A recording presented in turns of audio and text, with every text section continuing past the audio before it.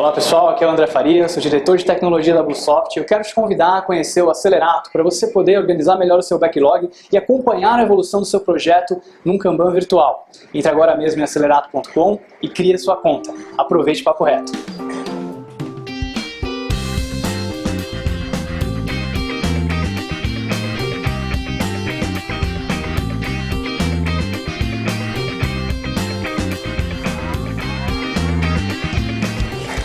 Boa noite, meu nome é Wellington, trabalho aqui na área de serviço da Bluesoft. Hoje estarei falando sobre dicas de oratórias. No ano retrasado eu fiz um curso na Métodos, e aí vou estar demonstrando algumas dicas aqui que eu aprendi no curso, não são todas, são algumas que eu achei bacana e por estar compartilhando. Então vamos lá. Então vamos começar pelo orador. Então quando você vai fazer alguma apresentação, temos que ter uma boa aparência, manifestar o equilíbrio, o traje adequado à apresentação que você está fazendo, né, para demonstrar. Não usar aqueles frufru, muitas coisas exageradas para a apresentação, porque você tira o foco das pessoas. Uma presença eloquente. Postar-se com elegância, né? Não ficar assim acanhado, ficar olhando cabisbaixo, né? Passe uma postura elegante para as pessoas que estão te vendo, né? Expressar harmonia, serenidade e satisfação do que você está passando para as pessoas. Movimentar-se com naturalidade, né? Não fazer movimentos bruscos. E ter autoconfiança no que você está tentando passar. Congruência, né? Ter uma postura coerente, né? Gerar uma sinergia no auditório que você está demonstrando ou apresentando algo, né? Flexibilidade. Incentivar o livre pensar das pessoas, né? Admitir a diversidade e reconhecer em si informação. Reconhecer a formação das pessoas que estão sendo no auditório. Qualidades literárias, né? Sempre estar usando o verbo corretamente, né? Para estar demonstrando para as pessoas que você tem um pouco de um intelectual bacana, né? Não está falando tão para baixo. Ter clareza no que você está falando para as pessoas, né? Não cortar as palavras, né? Falar de uma maneira que o auditório vai reconhecer que você está tentando se expressar. E ter um nível de raciocínio quando você está fazendo sua apresentação.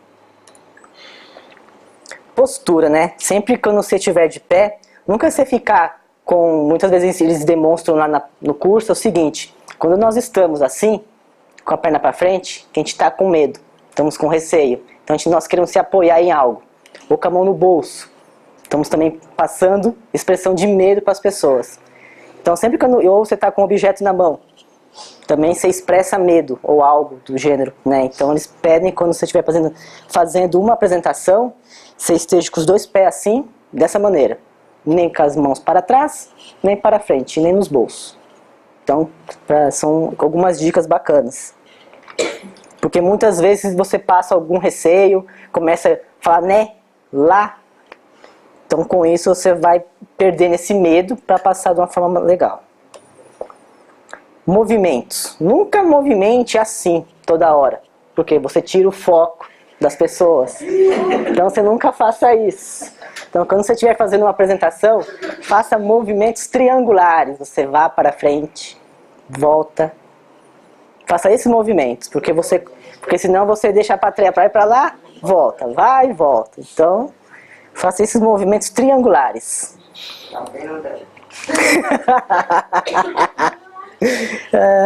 Gestos. Não se restringe aos gestos, né? Passa gestos para pessoas, transparência, alegria, emoção, né? Então, você está falando de uma palestra motivadora, passa emoção para as pessoas, né?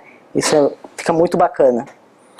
Cacoetes físicos, né? É a parte de colocar e retirar o óculos, ficar coçando a barba, ficar mexendo nas calças, né? No seu paletó para estar ajeitando. Será que eu estou legal? Será que eu estou bacana, né? Então são alguns cacoetes físicos que nós devemos evitar quando estamos fazendo uma apresentação. Dicção. Ter uma boa dicção quando você está passando para o seu auditório. Nunca trocar o L pelo R, nem o B pelo V, né? Tem alguns momentos que nós trocamos algumas letras, né? E pronunciamento correto das palavras. Respiração. Quando a gente está apresentando, a gente tem a mania do quê? De começar, parar de respirar, aí vai acabando a respiração. Vai acabando o oxigênio no cérebro. E aí você não consegue o tom da sua voz aumentar para passar para o público. E aí começa a sua voz a cair. Então muitas vezes você tem uma técnica de respiração. Que você vai conversando, vai respirando devagar, sem passar para o público que você está fazendo esse trabalho. Então tem uma técnica avançada. O medo. Recentemente o nosso amigo Kenji fez uma apresentação do medo, né? Muito bacana. Só vou citar aqui que eu peguei, né? O medo. A palavra medo provém do termo latim metus. Trata-se de uma perturbação angustiosa perante a um risco ou uma ameaça real ou imaginária. O conceito também se refere ao receio ou apreensão que alguém tem de que venha acontecer algo contrário daquilo que pretende. Então a pessoa tem medo de falar ao público, algo do passado dela que travou ela, então ela começa a criar alguns receios. Por isso que as pessoas têm medo de falar em público. Algo que aconteceu na infância dele que travou. Então, para falar ao público, muitas pessoas têm medo. Aí nós temos alguns tipos de orador, né? O orador imaginário, né? Essa parte do medo, que passou por alguma experiência positiva. E o orador real, que expressa autenticidade e sua personalidade. Aí nós temos algumas características do medo, né? Sentir-se deslocado, sem graça, não está tão à vontade na hora que ele está falando. As mãos ficam frias, as axilas começam a ficar suadas, né, transpirar. Mudança na cor do rosto, começar a ficar vermelho, branco, pálido. Voz embargada, você começa a ficar com medo, né, de falar algo. Garganta seca. E mais algumas, né? Então qual que é a solução do medo? A autoconcepção. Né? O medo está no nosso cérebro, então a gente tem que perder o medo. Se eu estou aqui na frente, eu quero passar algo, então eu não preciso ter esse meu medo. Né? Então, aqui é a autoconcepção, né? Que a gente tem que reprogramar o nosso cérebro para não ter esse medo. Né? Então eu tenho autoconcepção, eu reprogramo sobre o assunto que eu estou falando, as experiências que eu tive dele, vou passar segurança no que eu estou falando, vou ter desenvoltura, vou ter uma sequência lógica do que estou falando, reforçar e potencializar. Então eu vou fazendo esse ciclo internamente para demonstrar para as pessoas. Falar, né? Eliminar as fantasias sempre que for convidado a falar em público, vá, não tenha medo, né, de não falar, né? Criar um estado interno positivo.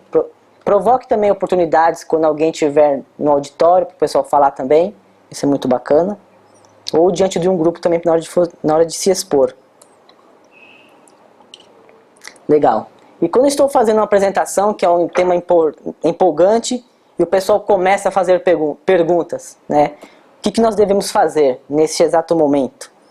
Está certo que ouviu bem o que a pessoa está lhe perguntando?